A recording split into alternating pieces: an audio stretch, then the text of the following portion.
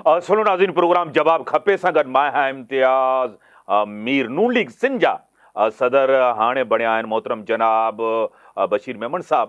ऐं सिंध जी सूरत हाल सियासी तौरु नून लीग ऐं MQM जो हिकिड़ो इतिहाद करणु, इलेक्शन जो इतिहाद करणु सिंध जे अंदरि, ऐं उन सां गॾु ई अॼु जीअं त राणा सनावला साहब बि इहा ॻाल्हि कई आहे त 9 मई ते जेको टोलो आहे उनखे माइनस करे असां PTI सां ॻाल्हि करण जे लाइ तयार आहियूं। Peoples Party level playing field जी ॻाल्हि करे थी। मूंखे टेलीफोन ते जॉइन कयो आहे नून लीग सिंध जा सदर मोहतरम जनाब बशीर मेमन साहब मूंसां गॾु। साईं, तव्हांखे वेलकम चऊं था पंहिंजे प्रोग्राम में।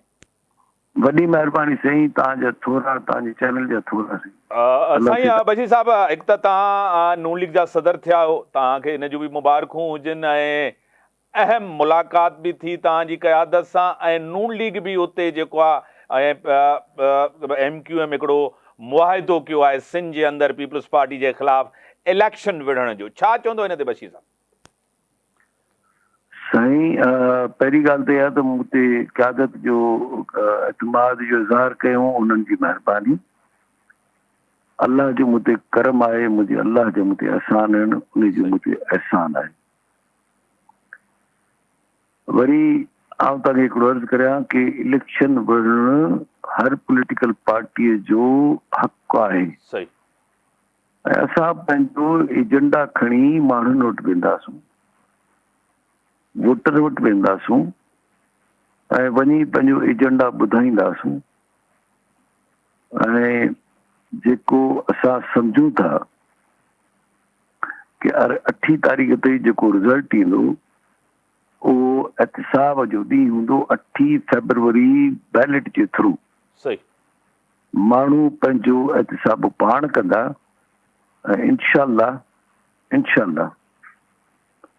तव्हांखे ॾिसण में ईंदो 5 तारीख़ खां पोइ 9 तारीख़ इंशाअल्लाह सिंध ते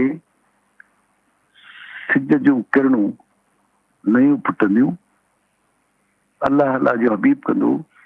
असां एतिरो ॾोह कयो कोन्हे, एतिरा गुनाहगार त सिंध जे सूबे जा अवाम कोन आहिनि कि 20,000 अरब ख़र्च थियनि, उन में 4 NICVD, हिकिड़ो गंबड़ जो इंस्टीट्यूट ठहे, बाक़ी वञी दुबई में, लंडन में, अमेरिका में वॾा वॾा महल ठही विया आहिनि बहिराणियुनि में।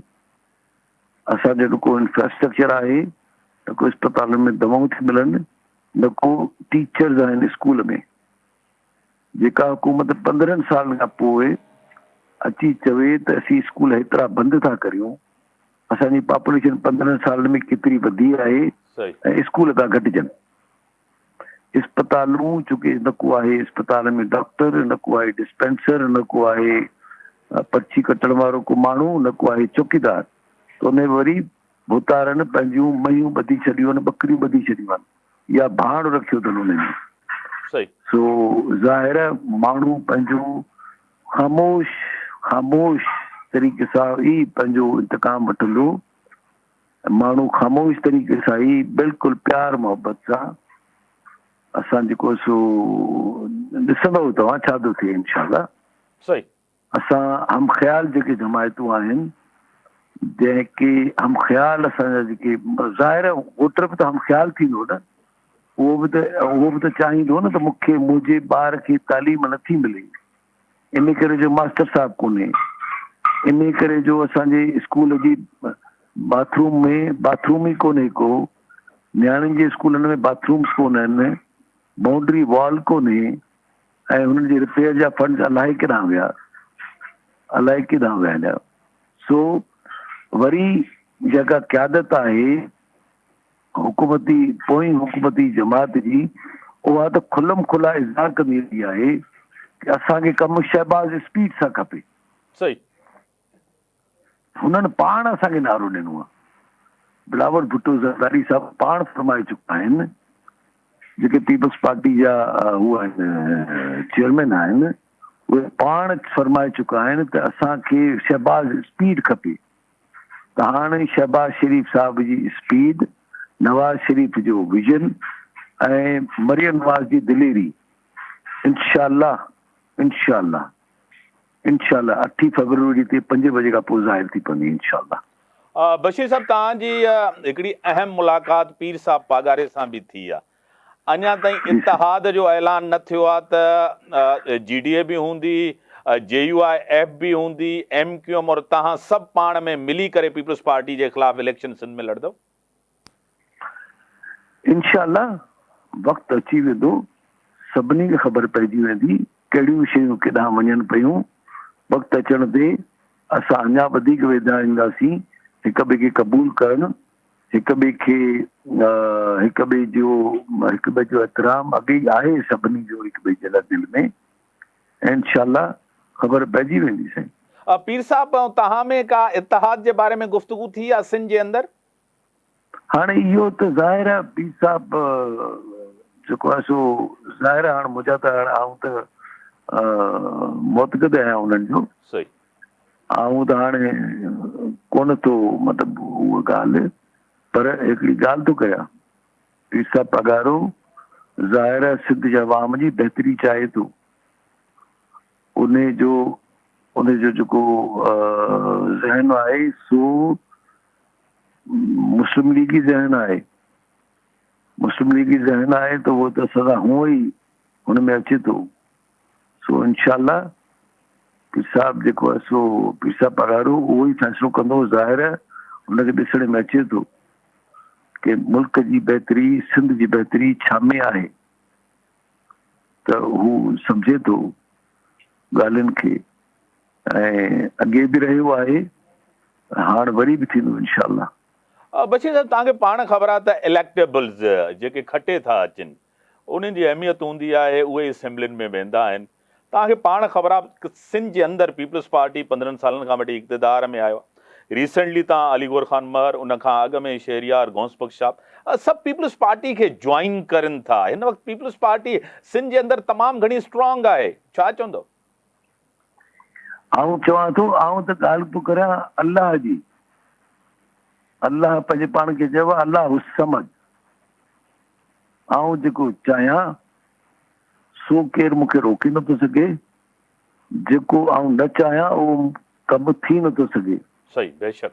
असांखे भरोसो अल्लाह ते आहे, अल्लाह समद हुजण ते आहे। असांजो भरोसो अवाम ते आहे, असांजो भरोसो बिल्कुलु इलेक्टेबल ते बि आहे। उहे बि इंशाअल्लाह पंहिंजे अवाम जी बहितरी ॾिसंदा जॾहिं नून लीग ऐं सभु असां गॾिजी इत्तेहादी गॾिजंदासूं, असांजे कैरेक्टर खे बि ॾिसंदा, असांजी शयुनि खे बि ॾिसंदा, असांजे माज़ी खे बि ॾिसंदा, ख़ासि तौर ते नून लीग जे माज़ीअ खे ॾिसंदा, पंजाब जी जेका तरक़ी थी आहे उन जी माज़ी खे ॾिसंदा, ऐं सिंध जी तनज़ुली जेका थी आहे 15 सालनि जी, त इलेक्टेबल्स त पंहिंजे माण्हुनि जी बहितरी चाहींदा न, या उहे चाहींदा त अञा वधीक बहितर, अञा वधीक बदतर थियूं, या असांजो हुननि जो जेको वोटर सपोर्टर आहे जेको पीढ़ियुनि खां हुनखे सपोर्ट कंदो रहियो आहे उहो ख़राबु थिए। सो ज़ाहिर हू बि अॻिते हली थी सघे थो सोचीनि ऐं असांजे वापसि वरनि। ऐं जेको आहे सो कॾहिं बि इहो मतिलबु कोन चवंदुसि, ऐं असांजो जेको आहे सो वरी बि असां उन्हनि खे ॿुधाईंदा रहंदासीं कि बाबा हीअं ॻाल्हियूं आहिनि। लॉ एंड ऑर्डर जी जेका अमन अमान जेका सूरत हाल आहे, घोटकी, कश्मीर, सखर, शिकारपुर, लाड़काणो, खैरपुर ॿरी वियो आहे। ज़ाहिर उन्हनि इलेक्टेबल्स जा सपोर्टर वोटर उन्हनि इलाइक़नि में ई ख़राब थियनि पिया।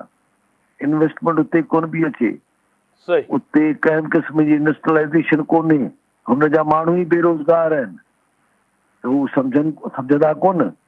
हुननि खे जॾहिं मुतबादिल हुननि खे ॾिसण में ईंदो ऐं हुननि खे जॾहिं पंहिंजे माण्हुनि जे इंशाअल्लाह अखियुनि में अखियूं मिलाईंदा, जॾहिं हू पंहिंजे माण्हुनि सां अखियुनि में मिलाईंदा त माण्हू ई हुननि खे चवंदा त साईं हाणे महिरबानी करियो असांजी जान छॾायो। बशीर साहब तव्हांखे पाण ख़बर आहे त MQM कराची खां हाणे त अञा कुझु इलाइक़नि ताईं महदूद थी वई आहे। नून लीग हिकिड़ी नेशनल जमात आहे ऐं नून लीग जो सियासी सहारो उनखे खपे। हिकिड़ी कमज़ोर जमात सां तव्हांखे इतिहाद में शामिल हुनखे करणु सियासी फ़ाइदो त न आहे तव्हांखे, इन जो त सियासी नुक़सानु आहे तव्हांखे बशीर साहब। कंहिंजे बि मैंडेट खे तस्लीम करणु, कंहिंजे बि मैंडेट खे तस्लीम करणु जमहूरियत जो तक़ाज़ा आहे। बाबा वाकई तूं पॉलिटिकल पार्टी आहीं ऐं पंहिंजो वोट बैंक रखी थी, असां तोसां वेहण जे लाइ गॾु तयारु आहियूं ऐं तुंहिंजे वोटर सपोर्टर खे बि तरक़ी ॾियण जे लाइ तयारु आहियूं। ऐं तव्हांखे हिकिड़ी ॿियो अर्ज़ु करियां, हितां वेही करे तव्हां सोचियो कि बिलावल भुट्टो साहब या कोई भी पीपल्स पार्टी जो कोई भी लाहौर में भी चई सघे थो त असां लाहौर खे कराची वांगुरु ठाहे छॾींदासीं। अच्छा, गुजरावाला में भी चई सघे थो त असां गुजरावाला खे अहिड़ो ई ठाहींदासीं जहिड़ो हैदराबाद खे तरक़ी ॾियारी थो। फैसलाबाद में भी करे चई सघे थो असीं फैसलाबाद खे सखर जहिड़ो ठाहे छॾींदासीं। त ईअं सम्झो था उते ॻाल्हाइण ॾींदसि माण्हू? असां कहिड़ो ॾोह कयो जो असीं उते ई बीठा आहियूं। 2008 में तव्हां अॼु सर्वे करायो त सिम जेका हुई सा उनजी पोज़ीशन बदतर थी आहे या बहितर थी आहे? तव्हां मूंखे पाण जवाबु ॾियो। तव्हां इम्तियाज़ साहब तव्हां हू न थियो, दुर न थियो। सही सही। ऐं रुगो तव्हां खां हिकिड़े सिंध जे बाशिंदे हुजण जी हैसियत सां तव्हां खां रुगो हिकिड़ो सुवालु करियां थो सही कि सिंध में इंफ्रास्ट्रक्चर बहितर थियो आहे या ख़राब थियो आहे? तव्हां छा जवाबु ॾींदव? बहितरी 20,000 अरब ख़र्च थिया आहिनि मुंहिंजा सोना साईं। तुंहिंजे मुंहिंजे टैक्स जा ॾियण लाइ पैसा आहिनि मुंहिंजा साईं। सो आम माण्हूअ जो सुवाल आहे इहो, असीं माण्हुनि जे ज़हन में सुवाल उथारियूं था कि बाबा तई अच्छा पंजाब तरक़ी कई आहे या कोन कई आहे? अॻे असां वटि इहा पोज़ीशन कोन हुई 2008 खां अॻे। हाणे छा पोज़ीशन आहे असांजी?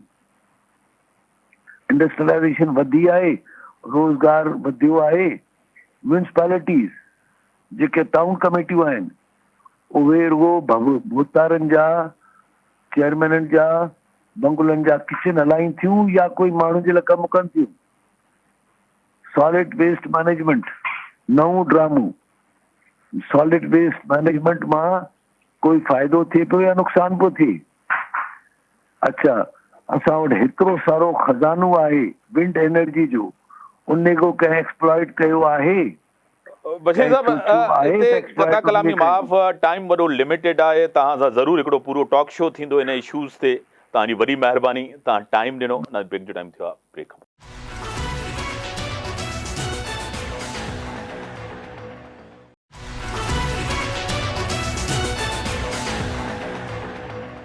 वेलकम इरादे में टेलीविजन लाइन पे ज्वाइन किया है सीनियर रहनुमा, सीनियर सियासतदान एमएनए रह चुकी हैं, मरकजी क़यादत है पाकिस्तान पीपल्स पार्टी की, वुमेन विंग से कराची की प्रेसिडेंट शाहिदा रहमानी साहबा मेरे साथ हैं। मैं आपको वेलकम करता हूं अपने शो में।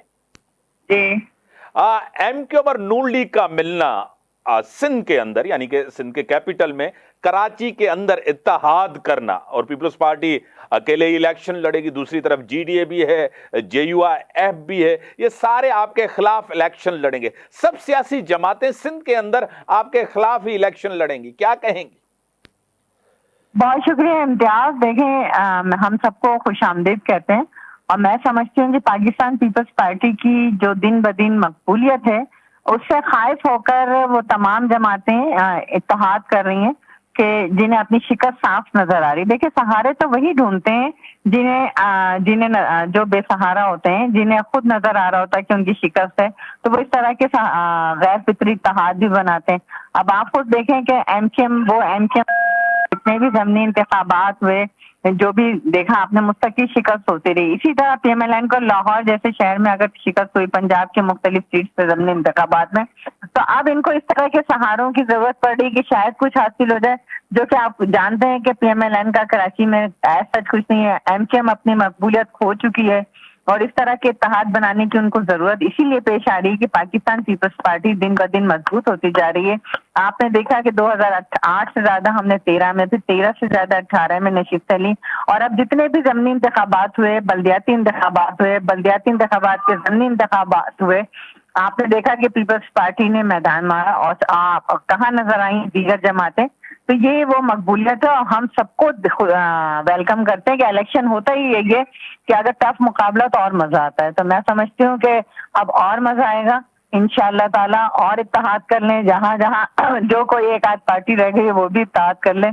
हमें किसी किस्म का कोई खौफ नहीं है।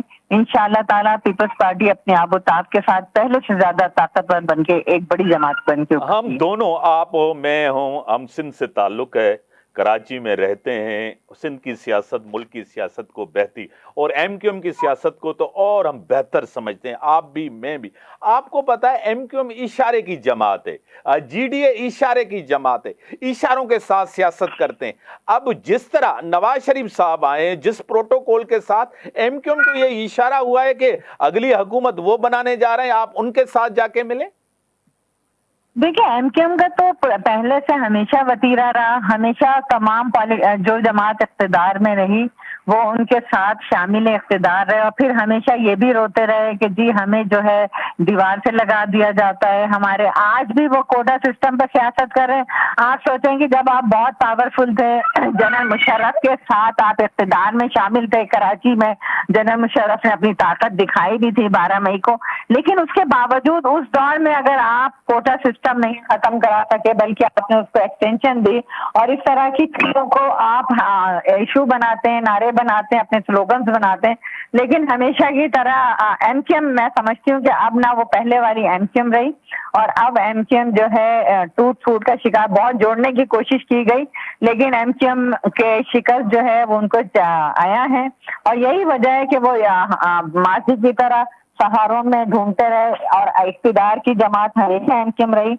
और आज देखें कि नून लीग, जब आपने बिल्कुल सही कहा, वजह फरमाया कि जब जहां जहां इन्हें इख्तिदार नजर आता है ये वहीं आ जाते हैं। हालांकि इसी नून लीग के साथ बड़े शिकवे गिले थे कि हम पे ऐसे कानून बनवाए गए, हमें बंद कर दिया गया, दीवार से लगा दिया गया, खत्म कर दिया गया, और नून लीग के दौर में 3 ऑपरेशन हुए एमक्यूएम के खिलाफ। जी बिल्कुल। डॉक्टर साहब, आपको पता है कि नून लीग और एमक्यूएम क्या सिंध के अंदर, सिंध की हद तक एक ही बयानिया है। अब नून लीग से जब मैंने बात की तो वो कह रहे हैं कि 15 साल में तबाही की, हमारा बयानिया यही होगा। एमक्यूएम को अगर तक कह रहे हैं कि कराची को लाड़काना को कराची जैसा बना दिया है, तबाही है, बर्बादी है। दोनों का एक ही बयानिया है, जीडीए का भी यही बयानिया है, जेयूआई का भी यही बयानिया है, और इसी बयानियों को लेकर लोगों के पास जाएंगे, क्या कहेंगे? देखिए, इनको कहने को तो इनके पास कुछ है नहीं, सिर्फ एक ही बयानिया के जिस इनको घंटा बना दिया। अगर ये पाकिस्तान पीपल्स पार्टी को अगर हुकूमत मिलती है तो कोई थाली में रखकर पेश नहीं की जाती, हम आवाम की खिदमत करते हैं। आप अगर इन्हीं को देख लें, इनसे पूछें कि इन्होंने इतना अच्छा पंजाब पर हुकूमत की, कोई हेल्थ की फैसिलिटीज नहीं है। आज पूरे सिंध के अंदर NICVD के बड़े बड़े मराकिज भी हैं, चेस्ट पेन मराकिज भी हैं। इसी तरह आप देख लें कि लीवर ट्रांसप्लांट हो या कैंसर के जदीद रोबोटिक हॉस्पिटल्स हो, तो वो सारा का सारा पूरा पाकिस्तान इलाज के लिए यहाँ आ रहा है, तालीम के लिए यहाँ आ रहा है, रोजगार के लिए यहाँ आ रहा है। तो इसका मतलब है कि सिंध गवर्नमेंट ने डिलीवर किया है, सब यहाँ आते हैं, सब यहाँ से फायदा उठाते हैं, और हमें ये खुशी है कि हमने हमेशा सर्व किया। आप देखें, थर पार्कर को हमेशा इशू बनाते थे, 2008 से पहले वहां पर अरबाब गुलाम रहीम की हुकूमत रही, थर पार्कर खंडर था, थर पार्कर में लोग भूख से मर रहे होते थे। आज वहां सड़कों का बेहतरीन जाल बिछा हुआ है, जब से पाकिस्तान पीपल्स पार्टी वहां आई, और उसके बाद वहां रोजगार के जराए दिए, और आज थर पार्कर की के कोयले से पाकिस्तान रोशन हो रहा है। तो हमने खिदमत की है, हमें खिदमत पर यकीन है, और यही पाकिस्तान पीपल्स पार्टी का शार रहा है। और इंशाअल्लाह ताला सिंध के अवाम, कराची के अवाम, जिस तरह आपने देखा लोकल गवर्नमेंट सिस्टम के अंदर पाकिस्तान की तारीख में पहली मर्तबा लोकल गवर्नमेंट में मेयर हमारा मुंतखब हुआ हैदराबाद से, कराची से। तो ये जो कामयाबियां हैं दुश्मन को कहाँ भली लगेंगी, और यही वजह है कि वो इस तरह का बयानिया ला रहे हैं। अवाम इन्हें समझ चुके हैं, अवाम इन्हें रिजेक्ट कर चुके हैं। अब ये कुछ भी करें, जमहूरियत बेहतरीन इंतकाम है, और अवाम जो है इंशाअल्लाह ताला पीपल्स पार्टी को वोट दे के कामयाब कर रही है। शाहिदा साहबा, इसमें कोई शक नहीं है कि 2008 से लेकर 2018 तक बार बार पीपल्स पार्टी को मैंडेट मिला है, और यही बैरोमीटर होता है कि वोट से पता चलता है कौन सी सियासी जमात मकबूल है, कौन सी गैर मकबूल है। इससे कोई इनकार नहीं। NICVD ये चीज़ें बड़ा ज़बरदस्त काम किया है, नौजवान क़यादत है, इससे भी इनकार नहीं। लेकिन बिलावल साहब और जरदारी साहब बार बार बिलावल साहब यानी कि फ्रीक्वेंटली ये कहते आ रहे हैं कि लेवल प्लेइंग फील्ड की न माजी में हमें मिली है न आगे मिलेगी, जब भी नहीं भी मिलती फिर भी हम सिंध में जीत के आते हैं। कहाँ रोका जा रहा है आपको, कहाँ आपको एक्सेस नहीं दी जाती जो आप लेवल प्लेइंग फील्ड की बात करें? देखिए, लेवल प्लेइंग फील्ड के हवाले से 12 मेरी शायद आपसे मुख्तलिफ प्रोग्राम से बात हुई। आपने देखा कि इंतखाबात के लिए पाकिस्तान पीपल्स पार्टी ने हमेशा आवाज उठाई, कोर्ट अदालतों तक पहुंची, PMLN की क़यादत वापस आ गई, लेकिन इंतखाब की बात नहीं की। और ना सिर्फ ये बल्कि इन्होंने इनकी जो कैबिनेट है केयरटेकर गवर्नमेंट, उसमें देखेंगे कितने मिनिस्टर ताल्लुक PMLN से हैं, उनके बजट, उनके डेवलपमेंट काम पंजाब में जारी है, सिंध में बंद कर दिए गए, हत्ता कि फ्लड इफेक्टिव के जो घर बन रहे थे उनको भी रोक दिया गया। तो ये सारी चीजें आपने देखी। और सिर्फ यही नहीं कि जब सदर जरदारी साहब कोर्ट में पेश होते हैं तो कहा जाता है, नहीं होते तो बीमारी की वजह से कहा जाता है कि उन्हें स्ट्रेचर पर डाल के लाया जाए।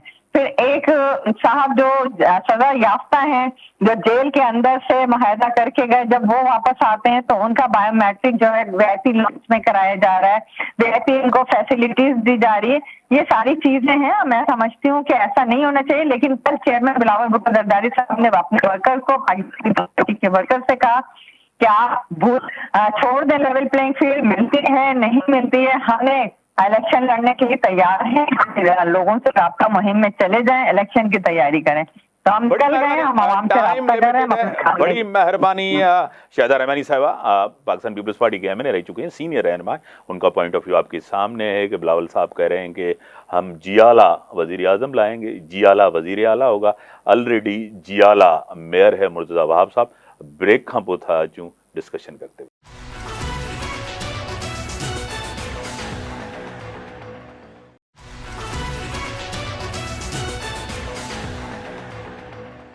वेलकम बैक नाज़रीन। मेरे टेलीविजन लाइन ते ज्वाइन किया है कयो आहे अगुणा MP आहिनि मोहतरम जनाब अब्दुल रज़ाक राहिमू साहब, GDA सां उनजो ताल्लुक़ आहे। रज़ा साहब तव्हांखे वेलकम चऊं था पंहिंजे प्रोग्राम में। महिरबानी।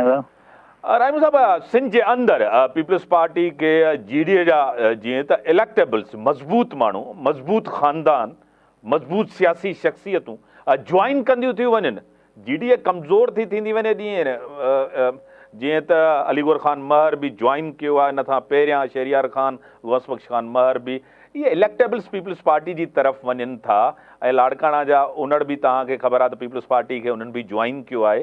सियासी तौर ते GDA ॾींहों ॾींहुं कमज़ोर थिए थी। बिल्कुलु दादा, तव्हांजी जाइज़ ॻाल्हि आहे, छो त असांजा दोस्त आहिनि, उन्हनि जे लाइ एतिराम आहे, हर को पंहिंजे फ़ाइदे जे लाइ पंहिंजी सोच सम्झ को फ़ैसिलो कंदो आहे, उन्हनि जे फ़ैसिलनि जो एतिराम आहे। पर हाणे हवा जो जेॾां रुख हूंदो आहे पोइ वरी पता उन पासे विधामंदा आहिनि। त फ़िलहाल पीपल्स पार्टी खां शायदि हवा जो रुख आहे, दोस्तनि ॾिठो आहे त उन तरफ़ वञनि पिया, बाक़ी पंहिंजे फ़ैसिले में आज़ादु आहिनि। पर ॾिसी अॻिते सादो थी अलाह बहितर कंदो ॾिसूं। ठीकु आहे। जीअं त MQM ऐं नून लीग जो इतिहाद थियो आहे, सिंध जा प्रेसिडेंट बशीर मेमन साहब आहिनि, पीर साहब सां बि उन्हनि मुलाक़ात कई आहे त को गॾियल इतिहाद ठाहियूं ऐं गॾिजी पीपल्स पार्टी सां इलेक्शन लड़ूं। सभु सियासी जमातूं गॾु थी करे पीपल्स पार्टी सां इलेक्शन जे लाइ सोच वीचार कंदा, हम ख़्याल जमातूं जंहिंखे चयो थो वञे।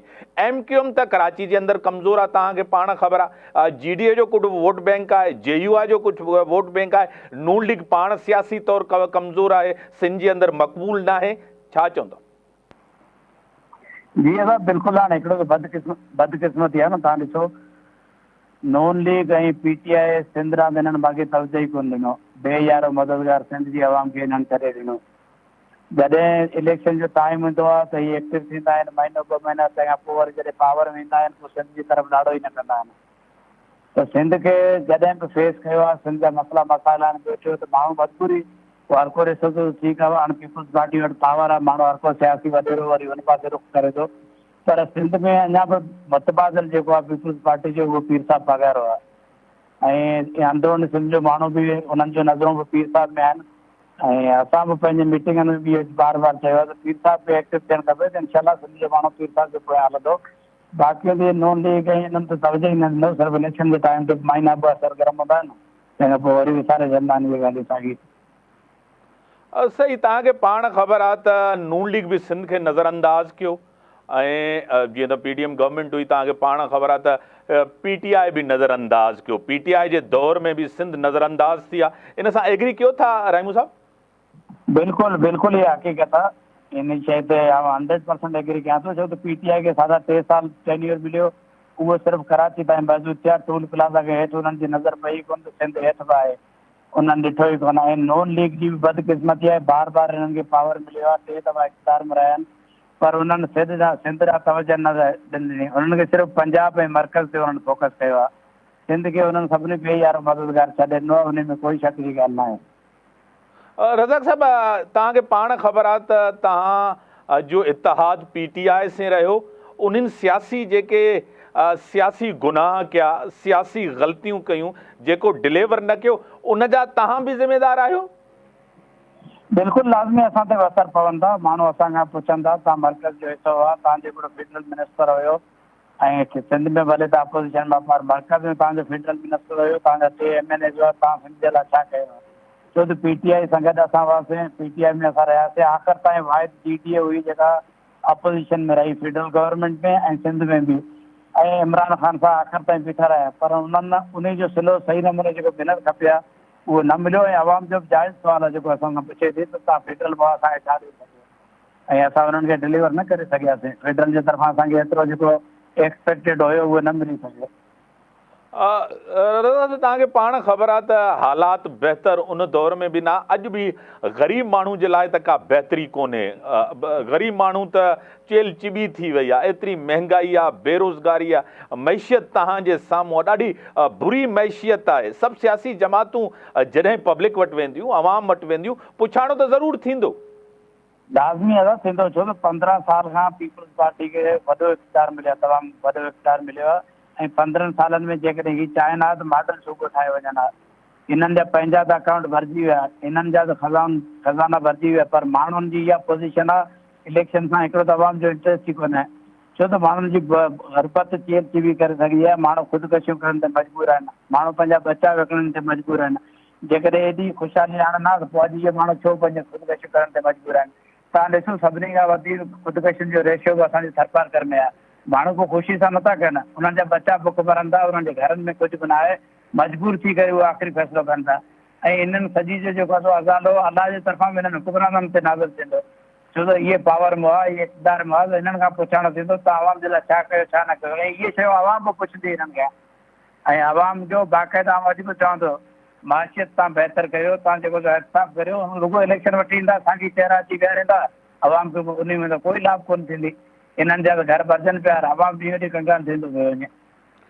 मर्कज़ लेवल ते तव्हांखे पाण ख़बर आहे त PTI जो दौर बि इंतकामी कार्रवायूं थियनि पियूं, को एहतिसाब कोन थियो। अॼु बि तव्हां उहा ई सियासत ॾिसो था जेकी 80 जी सियासत, 90 जी सियासत, पुराणी सियासत पई थिए मुल्क जे अंदरि?